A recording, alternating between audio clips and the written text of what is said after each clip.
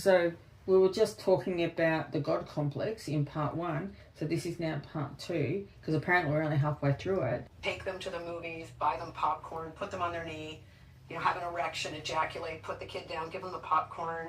You like the movie, you like the popcorn, you didn't like the sexual abuse, you're really confused. That kind of like invasive boundary transgression, that's what it looks like. And when we start to have someone doing that on a staff team and other people don't stop them, it's really an attack on the safety of the whole community. And that's really the impact of that kind of enmeshment.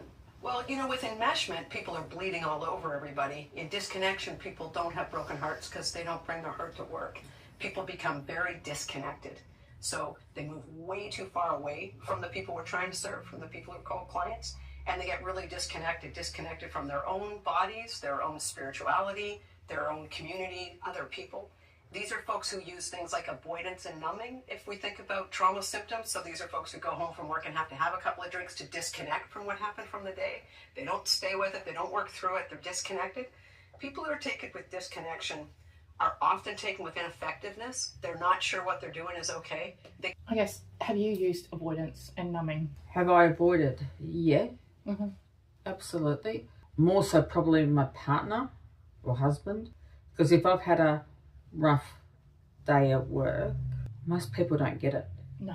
And there's nowhere to be able to talk about it. Like, it's no way. So I could come home and openly have a conversation about it because it's so unrelated. You can't look at your response to one of my stories. Yeah. And how can a partner sit there and get it and give you the space and hold you emotionally for you to decompress? Yeah. So no, I tend to shut down. Yeah. I know it's like, well, I wouldn't be like that necessarily at work. I knew that I was heading towards burnout because I would come home and I'd doom scroll. And people, like my kids, my partner would be talking to me and they'd be like, oh, and I'd just be doom scrolling because I was numbing out on, just scrolling through my phone and just trying not to be in the world around me. Yeah. I wouldn't do it with alcohol or anything like No, that. I see. I don't do the alcohol thing. I don't do the drug thing. I definitely am more the person who would socially isolate or take a very long shower and be very tonal and aggressive in my language at home. Yeah. As in piss offy. Don't talk to me, leave me alone. Yeah, but with attitude. Like basically you're just about, as a female, you're just about to have your bloody period and you're a bitch. Okay. Right? That's more my response. I'm not a drinker. I'm a person who usually internalizes it and gets pissy. So bratty, pissy behaviour is definitely more my way I present it. Right, let's keep going. Can get taken with massive negativity, and that negativity across time turns into cynicism. They're pissed about their organization, they're pissed about their coworkers, their managers, and when these folks keep up with that massive negativity and cynicism, what they're really doing is bullying. And these are folks, when someone brings a new idea, they gotta nail that right into the ground. They're like, absolutely not. This new idea you have, we've already had it, we've already tried it, it's not gonna work. This place isn't gonna get fixed. And they use this negativity to keep everybody away because what they don't want to show is their work or themselves because they're so disconnected from all of that, right? I've certainly seen that in spaces, in meetings, and particularly with nurses. I remember when I had my oldest daughter, there was a night nurse and she only did the night shift and she was really close to retiring. And I used to joke and call her the baby boss because no one liked her because she was really like cold, rigid, a bit mean. There were naughty babies. I'm like, babies when they're hours old, they're not naughty. No, they're not. Right? But she was very much like that. And whenever I hear this, I think about the baby boss. I'm sure that you can think of people like that. They're just exhausted. Yeah. But they're exhausted from the bullshit. So this goes back to that other video that we were doing when we're talking about burnout from the perspective of it's not necessarily the patient, it's the system. But because you don't have anyone to talk to, because we don't necessarily talk too much outside the peers because we're so used to that mentality of suck it up, buttercup. It is unfortunately Yeah, for nursing, yeah. ingrained into the nursing profession quite rigorously. So we tend to be more the personality that ends up drinking or having relationship breakdowns and leaving the profession because there are no effective communication or techniques in play that can help with. I wonder if, and I imagine that it just popped into my consciousness about engaging in harmful behaviours, like even like harmful sexual behaviours, like having multiple sexual partners without any connection to kind of numb out from. Well, if you think about it, isn't that technically what the porn industry is about?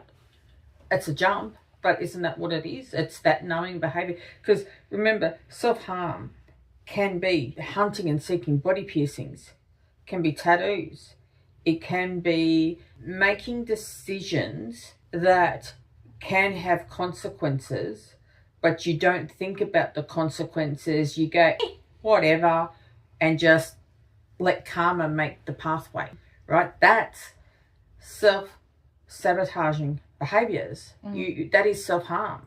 Numbing out. Yeah, numbing yourself out. So, I've got some tattoos on my arms, right? Is that because I'm a warrior and a survivor? Is that because I've numbed out? Is that because I want to remember certain people on my arm, like my mum or my dad? The reality is, it's all of the above. It's all of it. Yeah. Because every aspect of that statement is 100% correct. So, yeah, I do think people make decisions sometimes without thinking that can have bigger consequences because they are numb. I don't like using this terminology because I know some lovely people called Karen. So, and I know how this is very Jessica harmful. now, would you believe? They've changed. Yeah, apparently the new name is Jessica. But, using that terminology, Karens or Jessicas in the workplace, but I can actually see that now as just a symptom of burnout, potentially. But it's that maturity and insight and being able to see it from a 40,000 foot view. I mean, when they're really jaded, do you know what I mean? And they're in those things and they're like, no, we're not doing it that way, or like just what she's been talking about now. But it could also be jaded, not necessarily from work, but from home. Yeah. And they've brought it to the workplace. It could be the exact situation, but the opposite way. When folks are taken with disconnection, they can even move.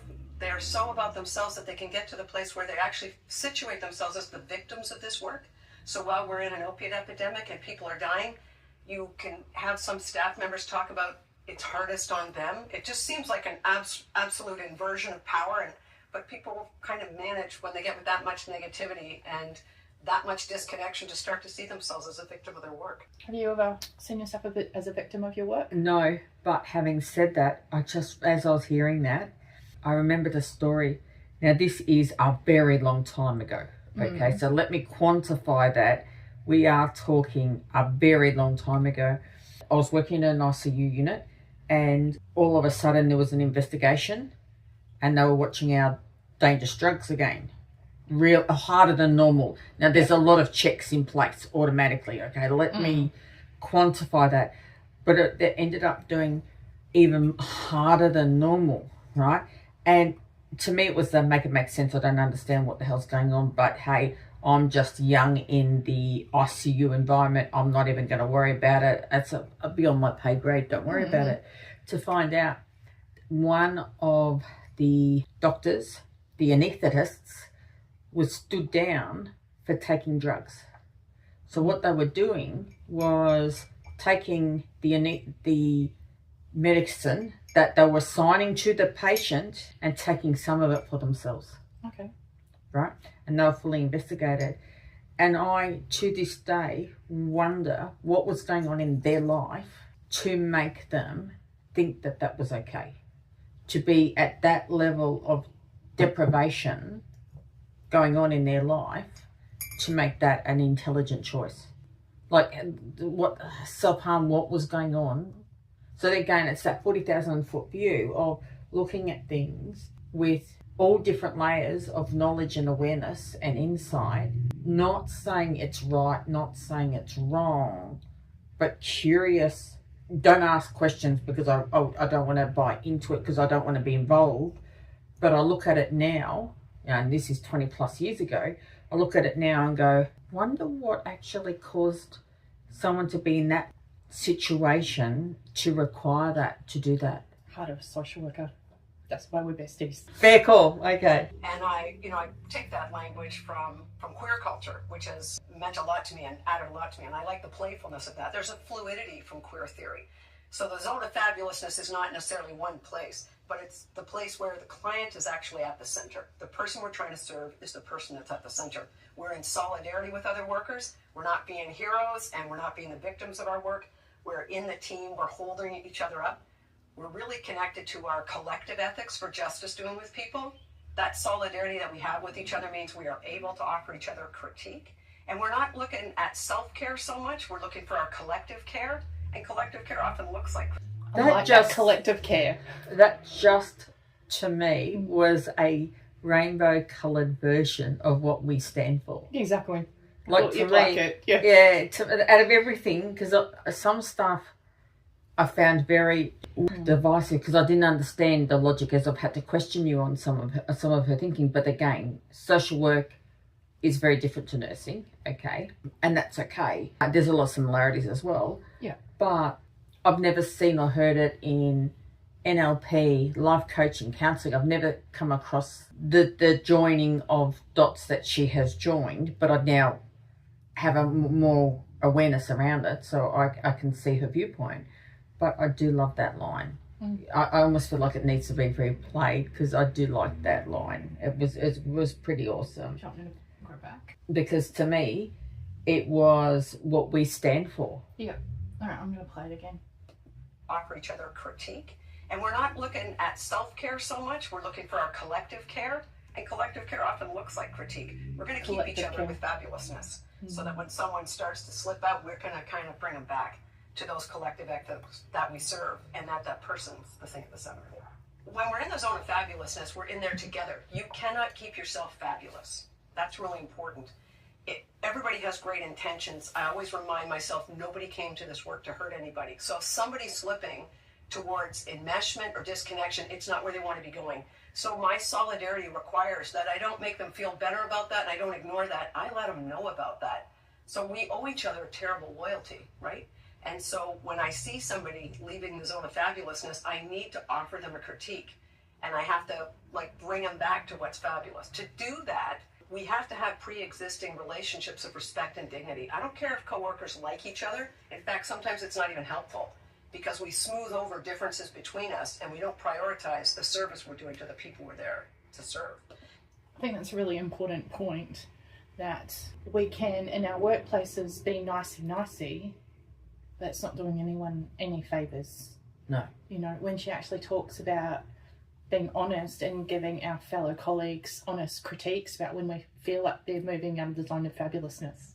I love that as well. It needs to happen. And if we're just glossing over that, we're not doing ourselves, our clients or our colleagues any favours. But the problem is, most people are too caught up in their ego. Yep. And then take it personally and then flip it into the victim role.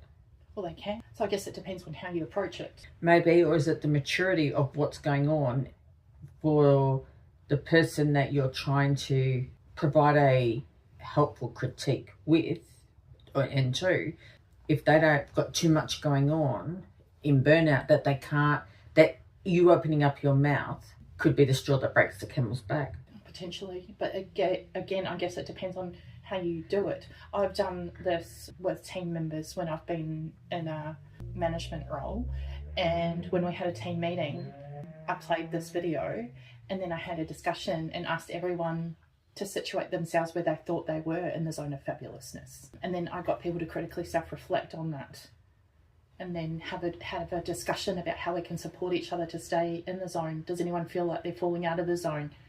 That sort of stuff. But then again, ego comes to play.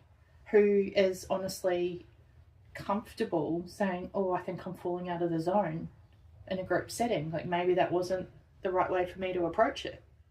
Well, see, like, if I'm looking about this from a nursing perspective, you could never get enough nurses together to create this, right? Because there has to be someone on the ward running the ward, and there's going to be people asleep. Yeah.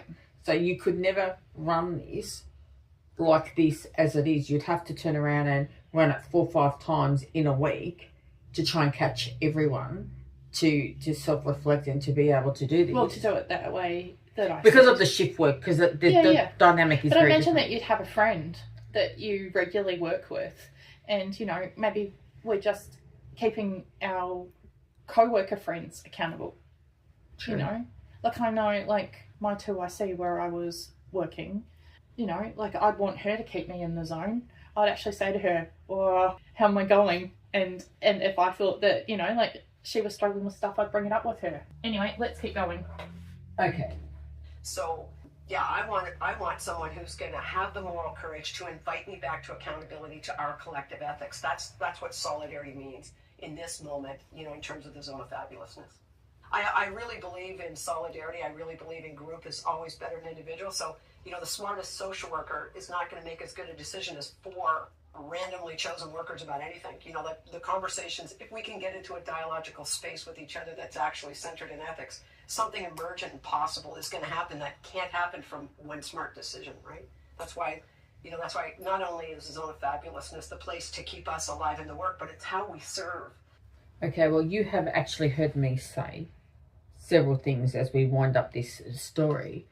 And in different conversations we've had privately off camera, we've had the conversations about where we've got to stop being egocentric model and we have to work together as a collective. And as soon as humanity starts coming from a collective position, where that's the shift. The shift is if we can connect together with each other and do everything for the benefit of the collective as our driving force, that's the shift humanity needs. Now, if we take that to a micro level, in this sort of an example of the zone of fabulousness, as you pointed out, that's when we're going to have the greatest shifts.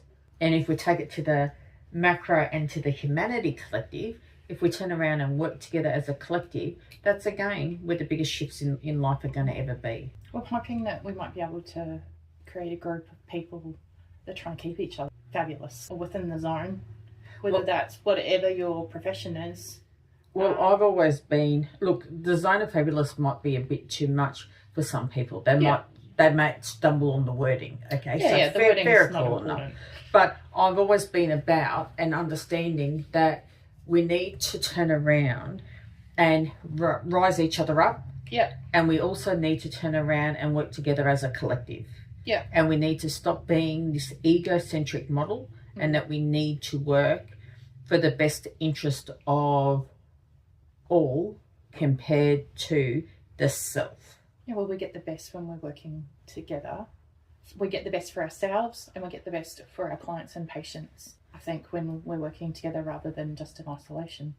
And that's in almost every industry that I know of. I know if you talk about the healing industry, the health industry, the alternative medicine industry, the police force, the firefighters, the ambulance, like all these industries, if we work together as a collective, and then as a collective we then those individual job collectives work together, and then in a community collective to a humanity collective will be the biggest changes for all. Yeah. But on that note, shall we wind up? Since this was part 2 of being fabulous and the zone of fabulousness. But in the meantime, fabulous might be the wrong word for you. Could you drop down below what word would feel comfortable for you and your collective that you'd like to identify as your zone? And on that note, see you in the next one.